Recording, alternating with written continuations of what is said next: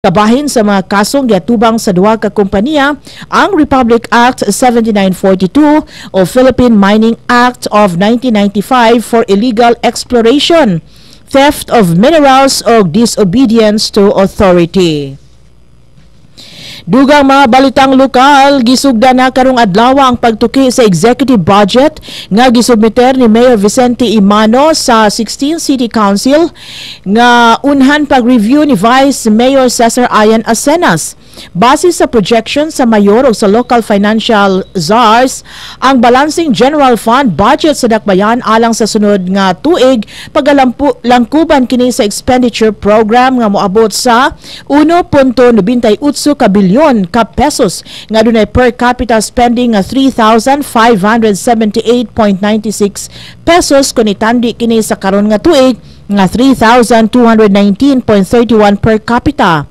Pinaagi sa usa ka resolution ang City Council nagiusa sa legislative body as Committee of the Whole sa pagtuki sa mong budget alang sa sunod nga tuig. Mutambong niini ang City Treasurer, City Accountant, Budget Officer, City Planning Coordinator o sa Presiding Officer nga si Councilor Simeon Likayan ang Chairman sa Committee on Finance, Ways and Means sa Konseho ning Dakbayan sa Cagayan de Oro. Maayong balita alang sa mga media practitioners dinhi sa Dakbayan o sa Media Village. Ang sa dili madugay ipabarog sa Cagayan de Oro sa mga miyembro sa prensa nga gitawag ang kaugpungan nga Cagayan de Oro Press Club. Pinaagi kini sa paningkamot ni 2nd District Representative Rufus Rodriguez.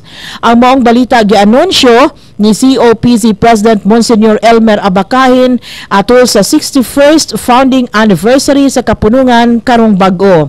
Sumala pa 2 ka hektarya nga luna sa yuta ang itagana alang sa mga sakop sa prensa sa Barangay Gusa nga punduhan silong sa Priority Development Assistance Fund sa kongresista. Ang maong proyekto himoon uban sa National Housing Authority.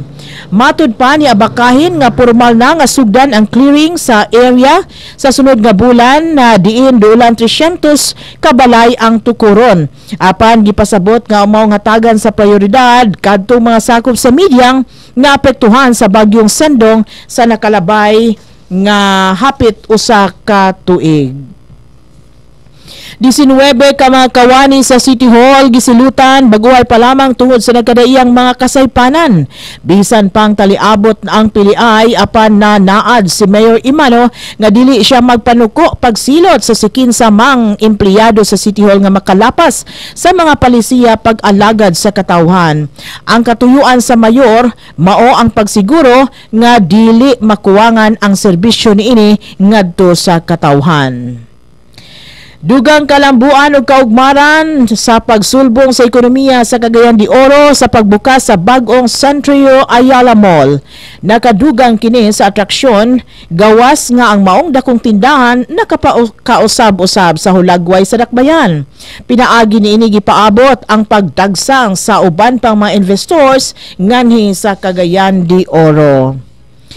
Sa uban pa mga kalambuan na 2 ka mga lalaking na aresto sa niusang puwersa sa PIDEA Northern Mindanao ug sa kapulisan. Ang mga suspetsado mao sila si Ahmad Sangkaan nga taga Dakbayan sa Marawi ug usa ka Mark Brian Basco.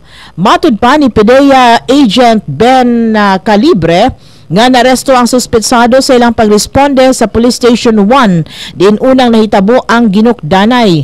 Nahitabo ang pagsinukliay sa bala sa diyang gisulong ang ilang opisina sa armadong kalalakinan nga sakay sa 2 ka sakyanan. Na-recover pa sa kapulisan ang Kia Montero nga gisakyan sa mga nadakpang suspetsado. Nagtuo si Calibre nga maoy may kalambigitan kini sa insidente sa hugot nilang kampanya batok sa ilegal nga druga. Mukabat sa 169,000 pesos ang premyong nagpaabot sa mga mananaog sa Bangga sa Daigon nga gilusad sa lokal nga kagamhanan. Bukas kini nga contest sa tanan nga mga glee clubs o choral groups sa mga pribado ug publikong tunghaan.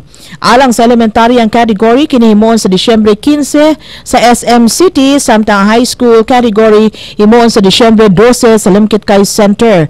Usa kini kakalihukan nga maghatag dugang bulok sa kasaulugan sa Pasko. Sa mga balitang nasudnon, girespeto sa prosekusyon ang pagdili sa Korte Suprema sa live media coverage sa Maguindanao Massacre hearing.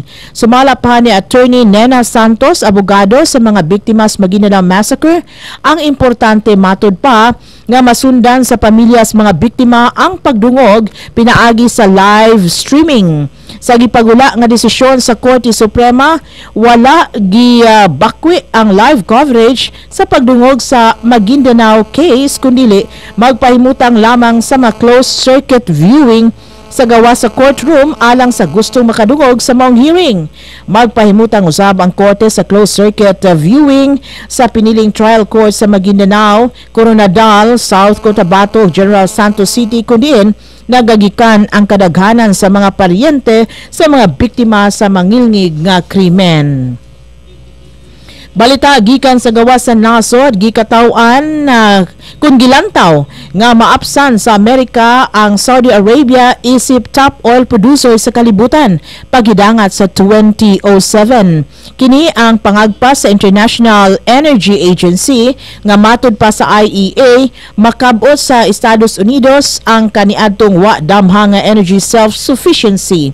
Dugang pa paspas ang energy development sa US ug ang epekto niini nabati sa North America ug sa sektor sa enerhiya. Subay sa annual long-term report sa IEA, maayong kompetisyon ang gihatag sa Amerika sa industriya nga mas baratong presyo sa lana ingon man sa elektrisidad. Sa sports, mahimong make or break alang kang reigning WBO flyweight champion Brian Viloria. Ang away kang WBA Herman Tyson Marquez. Matod pa nga kang Viloria giisip niyang farewell bout ang tanan niyang away. Gisugilan pa sa Hawaiian Punch ang pangandoy lamang niya nga makuha ang knockout victory. Sa kabahin usab ni Marquez, gikonsidera niyang pinakadakong away sa iyang boxing career ang panag-engkwentro nila sa Pinoy boxer. Mao kadto ang naglangkob sa atong mga balita sa Radyo Ronda dinhi sa siyudad sa Cagayan de Oro. Balikan nato ang headlines. Laing hugna na usab sa pagpangtunaw sa mga balay alang sa mga nabiktima sa Sendong ang gipang tunol o gihimo dinhi sa Dakbayan.